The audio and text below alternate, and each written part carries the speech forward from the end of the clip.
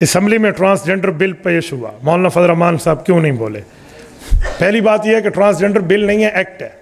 سوال لکھنے والے کی بھی عقل کو سلام ہے، ایکٹ اور بل کا فرق ہی نہیں آتا۔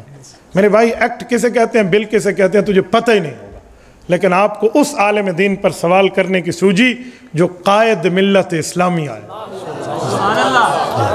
خانہ کعبہ شریف کے امام شیخ خالد الغامدی دامت برکاتہم وہ ہیں جو خانہ کعبہ میں امت کو نمازیں پڑھاتے ہیں۔ جب وہ پاکستان تشریف لائے انہوں نے مولانا کے پیچھے مغرب کی نماز پڑھی، تو میں کہہ سکتا ہوں امام و امام الکعبہ ہے۔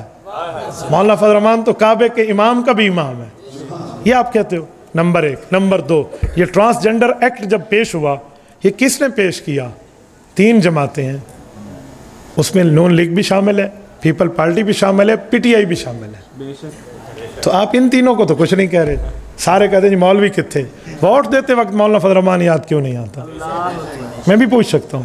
تو بھائیو جب پیش ہوا تھا نا بل، ہماری ایم این اے محترمہ نعیمہ کشور صاحبہ جو جمعیت علماء اسلام کی ایم این اے تھی، اس نے اس وقت اعتراض کیا تھا تو ان کی زبان میں مولانا بولے تھے نا۔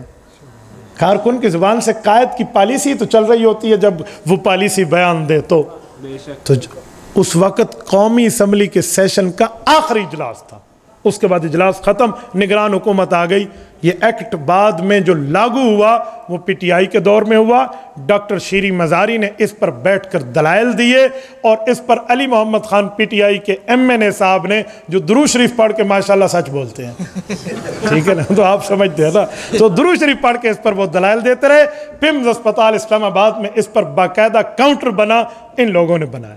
اور اب جب یہ بل آیا، اب مولانا فضل الرحمان دامت برکاتہم العالیہ نے اس کے خلاف ترمیمی بل بنایا، اور ترمیمی بل بنا کے آل پاکستان علماء کرام کے پوری نگرانی کے ساتھ سینٹ میں پیش کیا ہے۔ جمعہ 8 دن تو گزرنے دو، خدا کی قسم ہم اس غیر شرعی بل کو یوں پاؤں کی ٹھوکر سے نہ اڑائیں جیسے چٹیل میدان میں فٹ بال کو کک ماری جاتی ہے۔ آپ اعتراض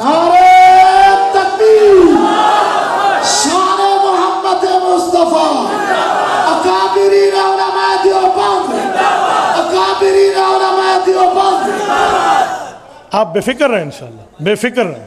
اب ان جماعتوں کو کہیں کہ ہمارے بل کی حمایت تو کریں نا، اس کے خلاف کوئی پریس کانفرنس کر لیں اس ایکٹ کے خلاف۔ اب تو کوئی نہیں کر رہا، اب تو اکیلا مولانا بول رہا ہے، تو آپ سمجھ جائیں دین کی حفاظت کس کے ذمہ ہے۔